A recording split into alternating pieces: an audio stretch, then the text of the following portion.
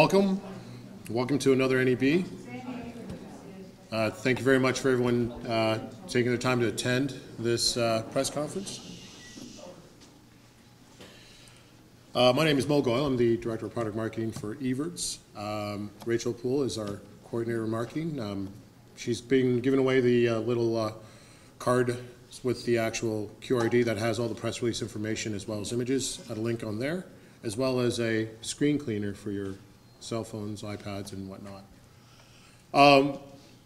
So I'm going to introduce a few big things. This year we're very excited about what we're presenting at the show. We see this as an opportunity to really lead the next wave of technology and really push the industry towards a truly IP network infrastructure. And it all starts with SDVN, or what we like to term software-defined video network. Software-defined video network. And what this means is it's a take from what's happening in the IT world today. In the IT world, there's this movement called software-defined networking. And what's happening is that as the deployment of more data centers, web services come out, a lot of these companies want to be able to utilize their devices a lot more efficiently, be able to turn up services faster, make their deploy new features really quickly. The limiting factor of the legacy networking devices today makes it very difficult to do that in a timely manner. The traditional methodology that we would have in the SDN world would we have a very tightly connected network in which the network devices themselves would talk to each other as neighbors, but really only communicate to the directly connected neighbors, creating a very complex mesh.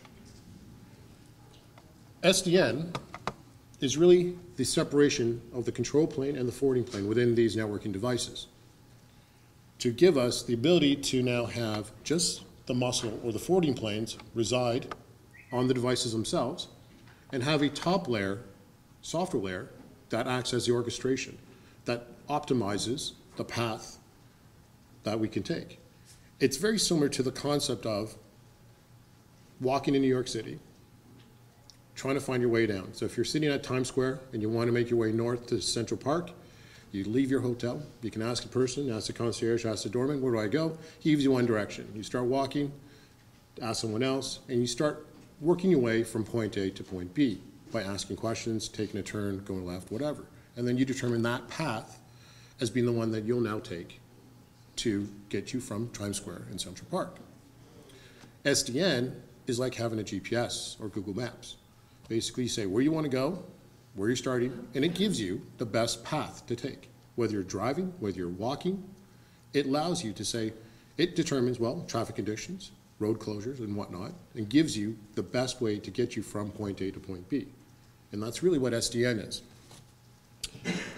And in our case, we're now bringing that to the video world. Utilizing Magnum, our control system, to be that orchestration layer or that control layer, that GPS for my facility. It allows us to really bridge the current world of SDI to the new world of 10 gig, 100 gig infrastructure, such that from an operations point of view, the philosophy of source to destination doesn't change. If I work in a facility today, all I need to do is that source to that destination and do a take. I don't want my broadcast engineering team or my operational staff having to go into a CLI to now enter a few commands to make that happen. Okay? I want that source to destination take. That's as simple as it gets. And we're carrying on that philosophy with Magnum that allows us to now switch a source over a 10 gig architecture in that same manner. The 10 gig architecture now really is a reality. Okay? You can carry 6 uncompressed HD over a 10 gig interface. You can now actually do it in bidirectional. So it allows us to now really utilize an infrastructure that already exists in many networking places and bring that into the broadcast facility. It allows us to really scale our facilities, especially when we're starting to think about not only additional HDSE services, we're also talking about Ultra HD, whether it's 4K or 8K. Today, our infrastructure is built to handle 1.5 gigabits per second signals or 3 gig. With the introduction of Ultra HD, we're now talking about 12 gig in terms of 4K. And when HK comes around the corner, which it will, that's 48 gigabits per second per signal, okay? SDI can't keep up with that kind of incremental growth. We have to move to something more easy, accessible, and that's out there today. And are falling in terms of pricing that we're seeing a comparison of a 10 gig interface to be very similar to a 3 gig SDI. So this architecture now allows us to handle all those different formats, handle all the new services, and also allows us to now combine what is traditionally two islands within a facility, the compressed world and the uncompressed world, under the same architecture, okay? By moving to this philosophy of a 10 gig core with an orchestration and control system, I can now change the way we build facilities, how we approach it. We can make better use. Oops, sorry, missed that. One of the other parts is that it's SMPTE 22-5, 2022-6 compliant, which is a standard that maps uncompressed video onto high bit rate interfaces. So in this case, mapping 3 gig or HDSDI signals onto a 10 gig payload, uncompressed. Oops, wrong way. So by moving to this architecture, we can now rethink how we design our facilities. We look at things as pooled resources, not dedicated resources. Again, we're trying to figure out ways to continue to grow to address the growing needs of new services and new formats, but also do it at a lower capital expenditures and also lowering our operational costs.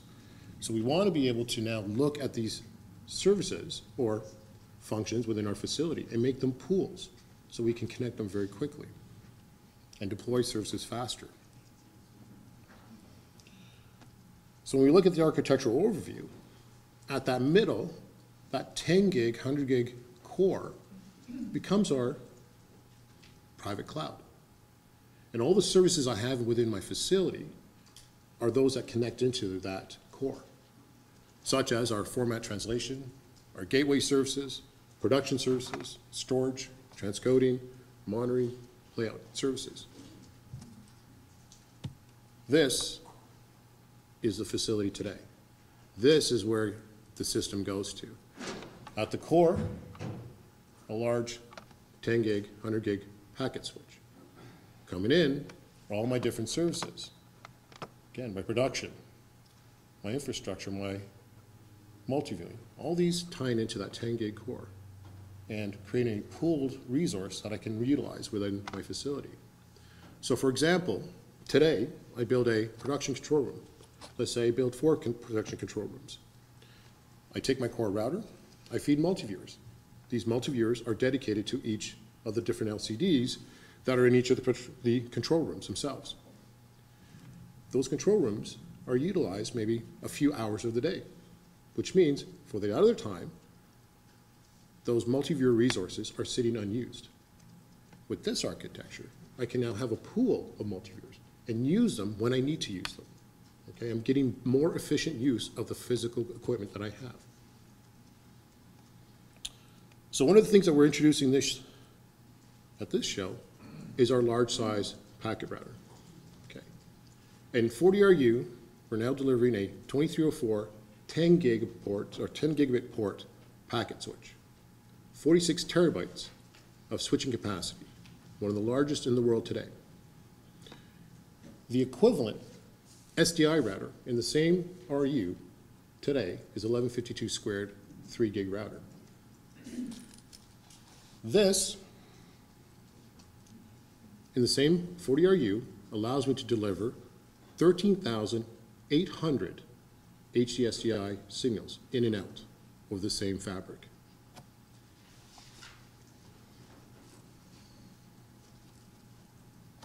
This is where the world is moving towards, okay? This protects your investment in terms of handling those new services and those new formats.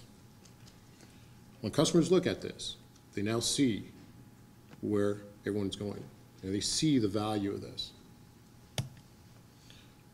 This complements already our family of smaller packet switches, whether it's a 16 port, 320 gigabit switching capacity, or a 64, 1.2 terabit packet switch.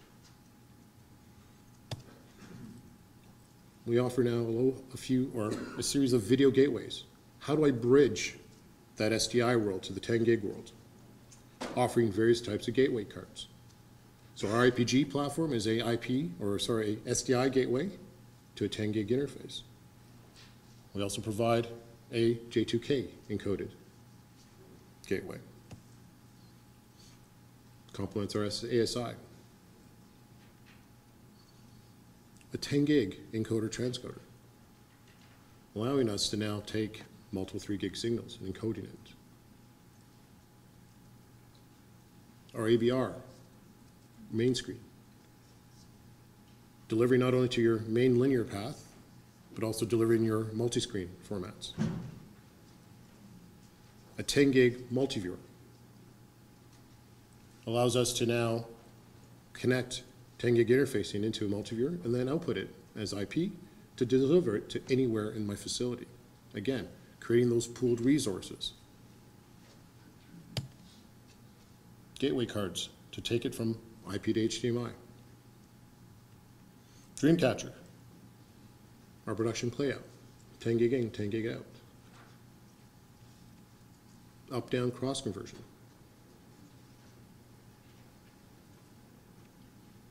IP playout with Overture RT Live IP. Okay, when we start pulling these things together, we're now changing how we approach delivery. We can start building cloud-like playout facilities, tying it all together with that 10 gig packet switch. Addressing the concerns of that networking world. How do I bridge two systems together? How do I carry this over an existing IP infrastructure? If I'm connecting to two facilities, how do I carry it over an existing IP MPLS network? The NAT card here helps us bridge that. And all the software tools that go with it to help us deliver the things that we come and expect in a traditional baseband facility, now over a 10 gig, 100 gig architecture. We now also have a complementary card that fits into existing EQX routers. So those facilities that are looking to have that migration to 10 gig, but without having to reinvest into a complete facility build, can leverage their existing routing core of EQXs and build in or add in this input card that allows them to not only handle their SDI world, but also now bridge into the 10 gig world. Such that here, they protect their investments. We're also excited to have this technology on display in the line video production truck, showing how 10 gig can be utilized in that mobile environment. Okay, this will have a 10 gig packet or 10 gig switch fabric, the gateway, the multi-viewers, management control, Dreamcatcher, all tying in using 10 gig in the mobile environment.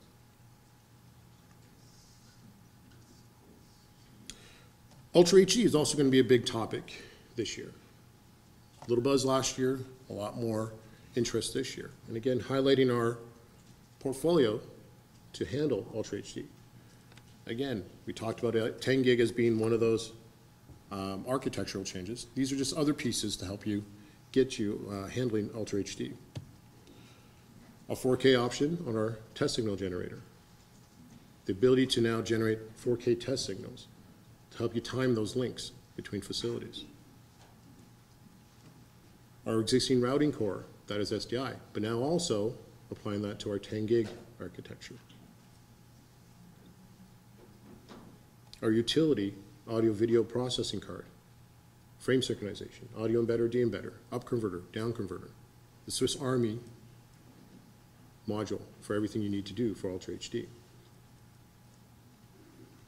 Our DC400, our dream catcher, already we've been doing a lot of Ultra HD production with it. We now also have a content playout device that allows us to play out Ultra HD. The UEP, utilized for compression, carrying it over that 10 gig architecture we're talking about. And then streaming it. We'll have on the booth using HEVC, a demonstration of our Ultra HD technology. One of the other major product highlights will be Dreamcatcher. Okay, we've been talking about Dreamcatcher for the last few years, and again, the portfolio continues to grow, and the install base continues to grow. Dreamcatcher can be now found in a number of sporting venues within the U.S. and other markets, and has been utilized by a number of sports leagues as well. So DC400, which has been our live production, targeted for the replay, the 48 hours worth of storage for live events. The family now has the video review analysis for those applications where we now need to look at instant replay. And it's an application that's growing a lot of interest, especially with a lot of the sports leagues and arenas. The DC100, the content playout. So the ability to play out content from the device itself, applying that to a production workflow. And lastly, one of the things that's been a major part of Dreamcatcher is its ability to tag, utilize metadata within the interface. A great way to capture the event, tag information, to allow you to review it, recall it through your archive system.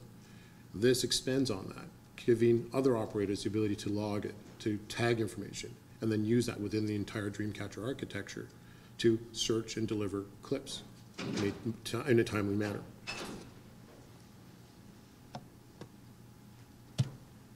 That's it. There's a lot more, I just don't have that much time. And you guys have stayed awake, so that's even better. Thank you very much.